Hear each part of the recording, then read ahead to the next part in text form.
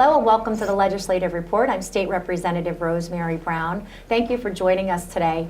And we are going to have a conversation in regards to, unfortunately, our drug issue here in Monroe and Pike counties. And we are joined with the Monroe County District Attorney's Office, and I'll let them introduce themselves once again in regards to their positions and how they are helping our county very much with this issue. So thank you for joining us. Thank you. My name's Kim Lippincott. I'm a detective with the District Attorney's Office. I started in February of 2014 and was assigned full-time to the Narcotics Division. So I've been working as hard as I can to help the drug problem. You know, we're trying to be as proactive as possible. And I know you've been so busy. I know we've had several meetings and the community together and the District Attorney's Office. Unfortunately, it's a huge issue for us here. It is. And so thank you, Kim. Hi.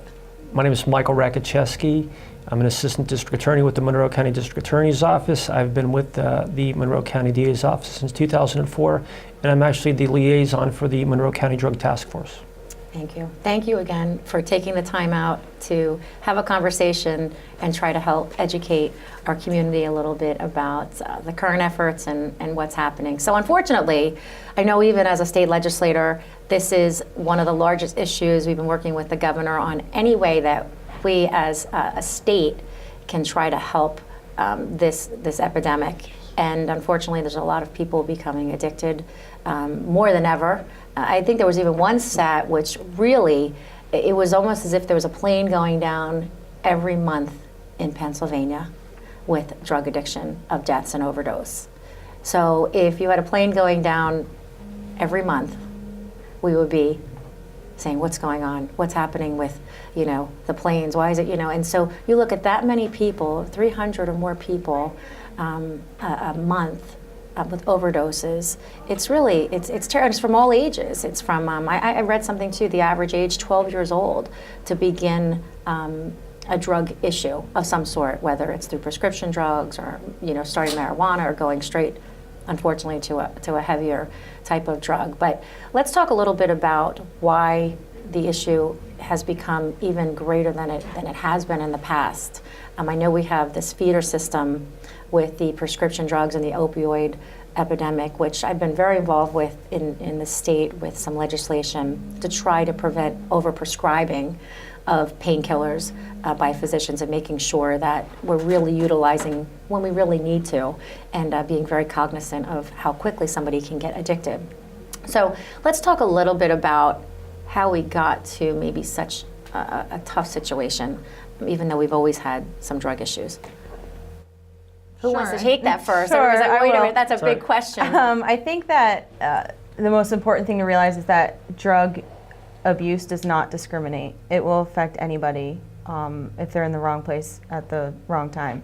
But I think a lot of it feeding from that prescription drug use, with everything that's been done with the prescription drugs to make them less accessible and things of that nature, with these individuals already being hooked on them, they're turning to heroin, which is so much cheaper. Right. And the heroin epidemic right now is terrible. I mean, it's running rampant. And it's hard for us to combat it because there's so many people who are selling to support their own habit.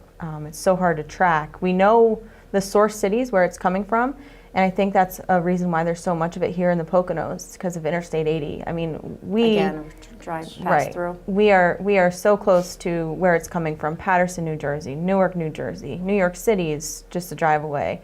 Even Baltimore, Philadelphia, all those major cities are where the heroin's really coming from. And the markup here is amazing. I mean, a bag of heroin in Paterson could go for $2 and you can sell it here for 10. You know, they're buying 50 bags at a time, which is a brick of heroin. And that's still cheap though, right? It's still, Sure. when you look at it, Right. you say, for compared a to the habit, prescription drugs, right? So your prescription drugs are going for about $1 a milligram. So a Percocet 30 milligrams sold on the street is going for $30. A bag of heroin you can get for $10. Maybe less, depending on who is dealing it, and if you're buying in bulk, you know, it's kind of like going to Sam's Club. Right. And it's something that is so prevalent, and we're seeing it everywhere. You walk down Main Street and you see people dealing drugs. You know, you're in the mall, you see people dealing drugs. You're in a grocery store, people are buying and selling and using, and it's really run rampant, and we're doing everything we can to combat it. But it's just such a large problem that, you know, it's hard. Well, and I think, you know, and Mike will let you talk a little bit about this too. I think some of the stories that I've heard between the ages of addiction coming from prescription, and again, there's different ways that people get to the heroin spot or, you know, a stronger street drug, but the stories of how people get addicted on the prescription were really just tremendous. I mean, but the one patient profile that I really want to bring out for people that are watching, grandparents and parents, is the student athlete, which, you know, they get an injury, something happens, which is very prevalent. I mean, you have a lot of surgeries with kids' competitive sports, and they are giving after a very strong surgery, which pain is significant. So, but the ability to take that and then understand how to watch that and how to make sure at that point from, you know, taking a prescription drug that they don't end up into that heroin piece. So parents, grandparents watching, I know that that's a huge piece that is kind of forgotten over here, but sometimes is a very strong lead-in to someone ending up with the heroin addiction and kind of feeding into that. But as far as your work, the work that you are both doing, so we have this epidemic. We are trying to prevent people from getting to that spot with prescribing patterns, maybe the availability of drugs, the access to it is, like you said, very strong with the pass-through state. What are some of, and it might be hard for you to answer some of this too, because I know it has to be protected, but some of the efforts and the initiatives to try to stop the access and the drugs on the street. Is there anything that you can say about that, as far as, you know, what we're doing to try to keep that accessibility for people lower here? Right. Obviously, we're targeting the people that are supplying the heroin. We're targeting the people that are bringing heroin into Monroe County from other places, such as the source cities. We're doing very well. I mean, we are seizing large quantities of heroin every day throughout the county. And the state police are doing an amazing job on the highway, stopping truckfuls, you know, of drugs. So we're doing everything that we can. I think from a community standpoint and maybe even a legislative standpoint, one thing that we as police officers really struggle with is when we arrest a user who we know is so sick and they're begging us for help, or we have parents that are begging us for help, and we don't have the resources to get them that help. And unfortunately, if you let them go or just fingerprint them and then they go home, they don't want the help anymore. It's kind of when the handcuffs are on, that's when they're willing to accept your help. And unfortunately, we can't just reach out to a rehab and say, hey, can you take this person in? Because of the lack of funding and the lack of resources and things of that nature. You know, I'm pretty sure I can speak for the majority of the police officers in this county. We want to help the addicts. We want them to turn their lives around. We want them to get better. It's hard to find those resources for those people, and there's so many of them that need help. Yeah, and it's a very different type of arrest. Like you said, the seller and then the user, right? So, right, and that's true. A lot of times, whether you arrest a user or seller, or a lot of times the seller is a user themselves in most cases. In a lot of cases they are, and they're selling to support their habit. But we prosecute them. But one of the things that we want to do, just like Detective Lippincott said, is to get them help. Because otherwise they're just going to resort back to using drugs again, let's say if they're released at some point. So I mean, that's a main consideration. And I do agree that I think we need more resources in the area to refer these people to. But one of the things is they have to want to get help. So unfortunately, it is not until they get arrested, until they face jail, that they finally are agreeable to try to get help. Right. Yeah, and there's been a lot of conversations about the treatment courts, right, and how important that is. And I don't believe we have a treatment court, but I believe that a lot of times the cases are treated in that way. We do, you know? We are sensitive, and we do try to look at treatment, and a lot of times, in most cases, at least that I see, from my perspective, are once a person's arrested, a lot of times they're incarcerated, and as a bail condition, they're looking at that point to try to get out to get in treatment. So a lot of times we may modify bail if they have an evaluation. If that evaluation says, yes, this person does meet the requirements, yes, this person would benefit from treatment. So a lot of times then they're released to inpatient, let's say treatment facilities, but a lot of times that's going to depend on what resources are available. If it's covered by insurance, if it's not, Right. so you run into those issues as well. Right, and that is a huge issue for people watching, is the insurance and the 30-day Right. treatment, and Right. most people know that a 30-day, this is a lifelong Right, it's a lifelong struggle, and that 30-day, especially on initial treatment, is not going to be that effective. Right. You know, so yeah, that's something that with the Centers for Excellence, for even the governor and the state, you know, trying to create long-term, even outpatient, which is tough. But a lot of people don't always agree that outpatient and inpatient kind of bring the same results, you know, for true recovery. So, but it is tough, and that is one of the largest pieces in supporting the funding to be able to do that and kind of not have people kind of go back into the cycle that they Right. were in. And that's the other thing too, is if you could treat the addiction and do away a little bit with the demand, hopefully that'll affect the supply too. Yeah. But- What do you think that people, since we are just almost out of time here, but what do you think that the people need to look for to report something? What are some of the small little signs, if you're walking down Main Street, if you're in a car, getting in your car somewhere and you see something, you know, what do people need to look for? You know, when they do call, it's anonymous, right? Or they don't have to, right? Sure. But what can they do to help our community? What do they look for signs of drug deals or things happening? Because if you don't want to see it, you don't see it sometimes. But I think every little call can make a real difference. Yeah, and I think one major thing to look for, especially in public places, is people meeting for very short periods of time. We're in 2017, everybody has a cell phone. If you need to talk to somebody, pick up the phone and call them or text them. It's very seldom now that you have face-to-face interaction with people for 30 seconds to a minute. So if you see something like that in a parking lot, there's probably more to it. They're not just meeting to say hi. Right. So that's things to look for. Another thing that people out there in the community and people who have a family member or friend who's dealing with addiction, the thing that they can do to really help law enforcement is provide us with as much information as possible. Where is your kid getting the heroin from? You know, who's the supplier? You know, where are they traveling to? Where do you see them coming from and going to? All of those things really help police in putting pieces together and building a case on somebody and working to really combat the problem. Right. So really keeping your eyes open. Anything else to add, Michael, for that, or pretty much the same? No, I would agree, the same thing. Yeah.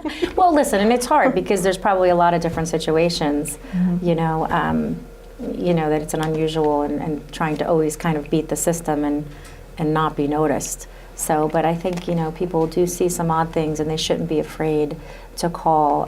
Where do they call for if they have something they want to report? The Monroe County District Attorney's Office has an anonymous tip line on our website. That's www.monroecountyda.com. Okay. You can go on the website under the Drug Task Force section and you can submit an anonymous tip, as many as you want. Also, all of the contact information for the Drug Task Force is on there. And the Monroe County Drug Task Force obviously covers the entire county, but we're kind of unique in that we can send out certain resources to certain areas. So if your problem's not getting resolved by a certain police department or jurisdiction, you can always call us and we can allocate some officers to your area or give you the attention to- resources that you need to solve the problem. Okay, great. Well, listen, thank you so much. I know it was a very short conversation, again, on a very big issue, but thank you for the work that you're doing, and we know you have some big obstacles there as well. Thank you for having us. So, Thank you. Thank you. So we're going to take a quick break, and we'll be right back with the legislative report.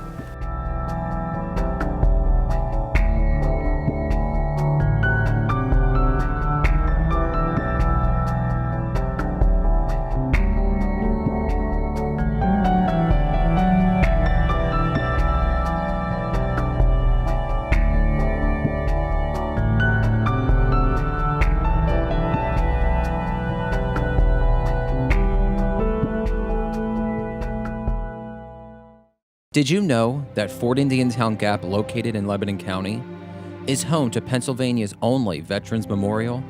C.J. Frederick of Westchester, Bucks County, submitted the winning design that now honors those men and women who have sacrificed their lives in defending this great country. Dedicated to the Commonwealth on October 7, 2001, the Veterans Memorial is surrounded by freestanding walls and houses an amphitheater, which can accommodate large crowds during an event. Strategically placed in the front of the amphitheater is a tomb that reminds visitors of those who gave their lives protecting the freedoms of this nation. The design suggests a war-damaged structure in which Frederick wanted to impress upon those visiting the horrific arena of war. Now you know.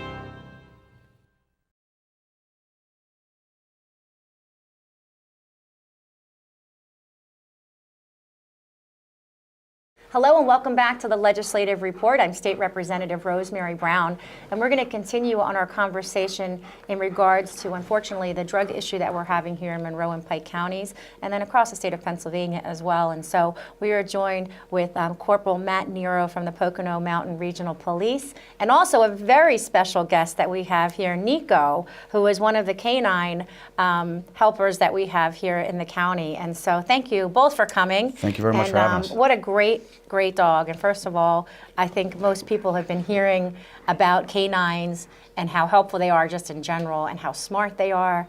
But tell us a little bit about Nikko and about when Nikko kind of joined the force and the training and what these dogs are expected to do. Nikko, he's a cross. He's half German Shepherd, half Belgian Malinois. We got Nikko, and I want to say Pocono Mountain Regional Police. We got him in 2010.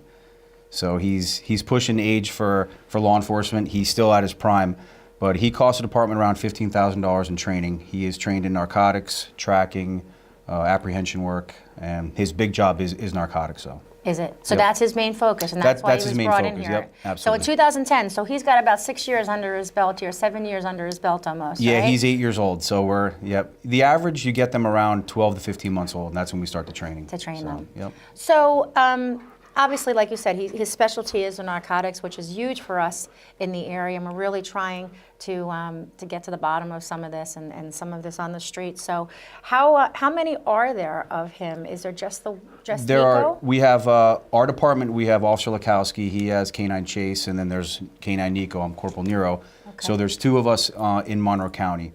We're hoping, and we think that Stroud Area Regional is looking to get 2 dogs, which would be great for the area. We are slammed. We are busy nonstop. These dogs are used 24/7. I mean, I'm called out all the time. I mean, he's deployed into some pretty hot situations. So, we do a lot of training to keep these dogs safe and to keep officers safe also. Right. Well, and it's nice to hear that, the Stroud efforts to try to get that, and I'm sure, like you said, there'll be the cross working back and forth with them. Oh, yeah, we'll to try to definitely utilize throughout the county. And we'll definitely train together, and it's something that we're a tight unit, especially the canine unit is very tight, Yeah. and we need to train together because we need to know what's going on, Yeah. in the canine world. Yeah, and as you can see, look at this dog. I mean, like He's a hard ham. worker, He's but a- still a ham. Still a lovable dog, but just a hard worker. And so we're trying to keep Nikko here to relax a little bit because he is a worker dog. He So is. to sit still and to be able to go through this interview is not easy for It's hard for him him. because he's always working. He wants to do something. Yeah. He knows when to be social, but right now he's like, all right, Yeah. what is my next job? So, Yeah, which is good. yeah, he's That's ready what to you want. work. That's a good Absolutely. work ethic. It's a very good work ethic. But listen, so we have you've brought some samples of I some did, types yes. of things that you and Nikko are working on trying to identify in the community to try to keep our kids safe, our community safe, and to try to help crack down on the drug issue, which is huge. So it's a big issue. We have you just for a short period of time here on the show. But believe we talk can. a little bit about some of the drug products and some of the street drugs that you were trying to identify, and Nikko here is helping out with. His job, Nikko, he is a narcotics dog, so his main job is when he does locate one of these drugs that he's trained in is his alert is a scratch. And a lot of dogs do the passive where they sit. His job is a scratch. So if I'm searching a building, a car, Nikko, if he finds a drug, he will start scratching and let me know, hey, Dad, there's something in there. Oh, okay. I brought into display, we have, there's cocaine, there's heroin, there's marijuana. These are all the drugs that he will find on the street or during search warrants. Wow, so he has the ability to just, so that's his sign to you, he scratches. Yep. We learn through training, we'll get a breathing change, and then I'll start noting, I'll read the behavior of the dog, and once I get a change of the behavior of the dog, I really start to pay attention to what he's telling me. It's more of a communication between me and him, And then when he finds the source, he will start scratching. He'll say, "Hey, this is where it is." So What do you pretty neat. think? What are you seeing the most of at this point on the street? You know, as we will show some of these products and some of the things. If you want to talk a little bit about, you know, we see the synthetic marijuana. Let's talk a little bit about that just for a moment, Sure. because I think that is something that's interesting. The synthetic marijuana piece. Talk about that for a second. It's you see a lot of the K2. It's now becoming illegal. It's synthetic marijuana, and we're seeing a lot less of that. We're moving more towards, unfortunately, the harder drugs. So, but you can still get it. They're ordering it through online. You can get it online. You can order it and get it, and it really it's a stronger. It affects the person. I mean, more than marijuana does. Okay. Kind of makes them a little. You can get that online. You can, yeah. You can. So it's very easy for anybody to order it. Any youth can kind of get on there and order it. Yeah, it's a lot of stuff. Believe it or not, you can order marijuana through the mail and get it delivered, and that's what we're finding they're doing. Wow. All right, and then and you know that's just a whole nother conversation in Yeah, we can go- general yeah. about getting it through online. We see something that's been around for a long time also is the ecstasy, right? Yeah, and if you can see that the ecstasy is actually stamped like Flintstones. So I mean, God forbid, a kid gets a hold of these, the kid would Looks overdose. like a Flintstone Yeah, vitamin. they try everything to conceal the drugs. I mean, you'd be surprised at stuff that I would never find it, but the dog alerted to it and we found it. So, found it. and that's what's key about the canine is his job. I mean, they're a force multiplier. He can search a vehicle, he can search a building in minutes where it would take officers. Some building could take an hour or two. Wow. And that's what his job is, to identify and alert. But his main job is these drugs, and they hide them in everything: coffee, fish. They put them in tractor trailers, in the frames of stuff, and we train these dogs to alert and find them. So when do you bring them in though? Like when is it the canine versus the the officer, and when do you have the right to bring him in? I mean, I guess that's a little bit. Yeah, he's an officer, so I can Same use time him. going. Yeah, I can use him. When I think I need to use him for. If we suspect that there are narcotics, and it's a narcotics investigation. I mean, he's a police officer, so he goes where I go, and you can see his sociability. I mean, he's an apprehension dog, so he does bite work. He has a couple apprehensions underneath his sleeve already, Right. so he's with you. Yeah, with you he's pretty family. much. Yeah, with you. he's my He's your buddy. partner in crime. He's my partner. He's Okay. With you all the time. I'm trying to teach him how to do reports, and then we're gold. Then we're gold. So. Well, listen, I mean, we're thankful to have this type of assistance, and the senses that these animals have are just amazing. And in the kind of world, I think when you look and you're getting the amount of volume of what we're seeing, that the type of senses that they have and the kind of resource that they are up and beyond are amazing to have, and we're very thankful to have them. I think it needs to grow tremendously. Yeah, we definitely need a couple more dogs, especially in the county. I mean, you think where we are. We're Interstate 80, Interstate 380. These are huge drug corridors. We're an hour and a half, hour and 20 minutes from New York City. We have major hubs right in between us. So these drug dealers, these drug traffickers, they are coming through our area, whether you like it or not. They're stopping, they're coming off highways, they're using houses as stash houses.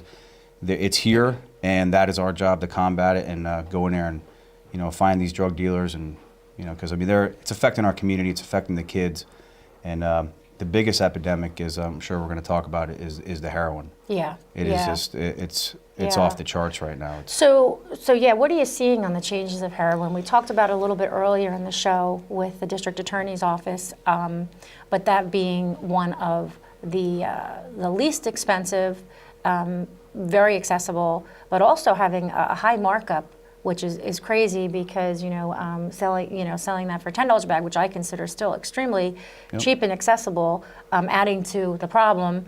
But also something like that would in New Jersey sell for $2 a bag, $2 a which bag. is crazy. So that amount for people to pay here, and just the accessibility of it. What are you seeing with the heroin? The whole. Well, what we're seeing is when I brought in display, you'll see that there's a lot of opiates, the pills, where say the person goes to the doctor, he gets a prescription for pills, and then the prescription runs out. He then goes to the street to find these pills, and he's paying $30, $50 a pill. That runs out, they have no money, so unfortunately they look at heroin, which is 10 times as strong, They then look, they can pay $5 to $7 a bag, and that's when they start the heroin. And then it's downhill from there. And so they're getting it a lot cheaper. The effect is better. And now what the dealers are doing is they're starting to lace it with fentanyl. So you're getting a lot of overdoses. People are dying from it. And the scary part is when the people overdose, the other users, they want to find out where the bag came from. That's why you see the bags are always stamped. That's usually the dealer, and that's, you know, say it's a Scorpion stamp, whatever it is they'll see them overdose and they'll want to get that. They'll want to find out who that dealer is because the drug was so strong. So these people are dying, and it's actually an attraction. It's an attraction. To get from that dealer. It doesn't make sense. Yeah, and talk a little bit more about that mix, I think, of the lacing, because there's also another component that's a little scary out there, even for first responders, to even come near and touch part of these products that are getting out there. The fentanyl, I mean, they're using they're not even a horse tranquilizer; it's an elephant tranquilizer. So a granule of sugar is enough that will definitely kill the dog. It'll probably kill me as the officer. So, and this is what they're starting to mix in these bags of heroin, and it's killing people. Right. And it's making it stronger, but it's horrible, and it's scary to bring the dogs into this because they're a vacuum. Right. They go in the car. The first thing they're doing is, you can hear him right now. He's using his nose. He's bringing everything in. He's trying to figure out what it is. So I fear, and in law enforcement, as these dogs, if they do ingest it, we have to be ready. We have the Narcan, so the heroin is, it's not fun, searching, looking for it, because so you don't know what. You're seeing a lot of that, and that's a lot of what Nikko's here is able to pick up. Absolutely, yeah. I mean, he's well over millions of dollars in seizures of drugs. I mean, throughout his career, so he's been doing phenomenal. But there's always that. He's family, so it's my job to protect him also. And you just hope that day doesn't come where the dog does ingest that. Right. Right. Well, it becomes for all the first responders and for all of you in law enforcement. I know it's been a big conversation with us in Harrisburg about the changing product and how even now on the overdoses and everything to be careful. Yeah, we don't even, if we find it, it's basically, it gets sealed and it goes in evidence. Back in the day we were, doing NIC tests on it and, testing it, see if it was positive. Now, once we suspect that it is, it just goes right to a lab. We don't even really handle it without gloves and everything. Yeah. Scary. Well, listen, we've shown very quickly just a few of the street drugs that seem to be of the highest concern. The new, like I said, with lacing some of this and the dangers of that. People should be aware of that and to not go near any of the products if they do see them. And of course, if they have any tips or anything or any concerns, to always contact their police enforcement, Absolutely, yeah. Pocono Mountain Regional Police or the local DA's law office. enforcement. Be alert, be aware. It's out there. It's not to say it's in your backyard, but it could be. Yeah. And that's our job. Is that's why we have the dogs, and that's our job, is to go out there and find these drug dealers, to clean the streets up, to let society just live, and because it affects everybody from the bottom to the top, and if we can somehow put a dent in it, at least if we do nothing, it'll take over. Yeah. Yep. And keep an eye on your children, your grandchildren. Pay attention to their behaviors. Absolutely. And look out for anything that's unusual in behavior. So, Absolutely. So I thank you, Corporal. I thank Nikko for all his hard work. Thank you for giving us just a few minutes. Thank you very much. We appreciate it. To educate, and thank you for watching the Legislative Reports. If you have any questions regarding any state-related matter or this subject or show, please feel free to contact my office.